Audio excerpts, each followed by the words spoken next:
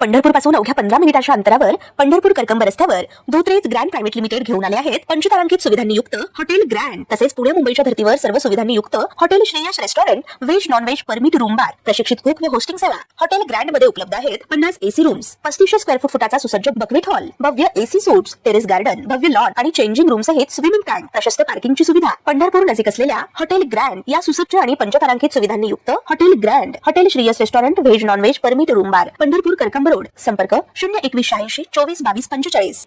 नेपियनसी road येथील शिमलानगर वस्तीत राहणाऱ्या ज्योती पवार वय वर्ष 55 या महिलेची बॉडी राहत्या घरी शनिवारी मलबार हिल पोलिसांना आढळली। शवविच्छेदनामध्ये ज्योती यांची गळावळून हत्या करण्यात आल्याचे स्पष्ट झाले। याबाबत हत्येचा गुन्हा दाखल करून तपास सुरू करण्यात आला। घरकाम करणाऱ्या ज्योती पवार यांना त्यांचे कुटुंबीय वारंवार फोन करत होते, मात्र शनिवारी कॉल्सना प्रतिसाद न दिल्याने दहिसर येथे राहणारी त्यांची कन्या एकता जाधव यांना चिंता वाटू लागली, कारण त्यांच्या आईची दिनचर्या निश्चित होती आणि त्या फोनला प्रतिसाद देत नव्हत्या। नातेवाईक पवारांच्या निवासस्थानी पोहोचले असता त्यांना खोलीतून बंद असल्याचे आढळले। आत प्रवेश केल्यावर ज्योती यांना मृतावस्थेत आढळल्या। त्यांच्या मानेवर जखमेच्या खुणा स्पष्ट दिसत होत्या। या घटनेची माहिती मलबार हिल पोलिसांना देण्यात आली। तपास अधिकाऱ्यांनी परिसरातील सीसीटीव्ही फुटेज तपासले, शेजाऱ्यांकडे चौकशी केली आणि गुन्ह्याच्या सुमारास चाळीत आलेल्या व्यक्तींची पडताळणी केली। तपासादरम्यान मोहम्मद कैफ यांच्या जबाबात विसंगती आढळल्याने पोलिसांना त्यांच्यावर संशय बळावला।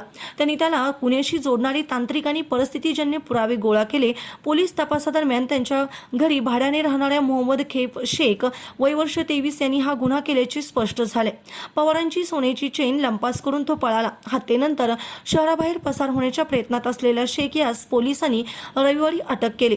त्यांनी सांगितले की त्याला अलीकडेच त्याच्या छोट्या व्यवसायात नुकसान झाले होते आणि तो आर्थिक अडचणींचा सामना करत होता।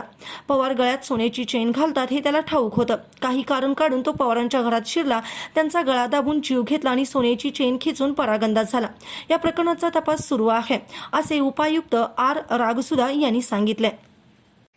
ताज्या घडामोडी पाहण्यासाठी आमच्या YouTube चॅनलवरील PVR म्हणजेच पंढरी वार्ता या न्यूजला सबस्क्राइब करा आणि शेजारील बेल आयकॉनवर क्लिक करा।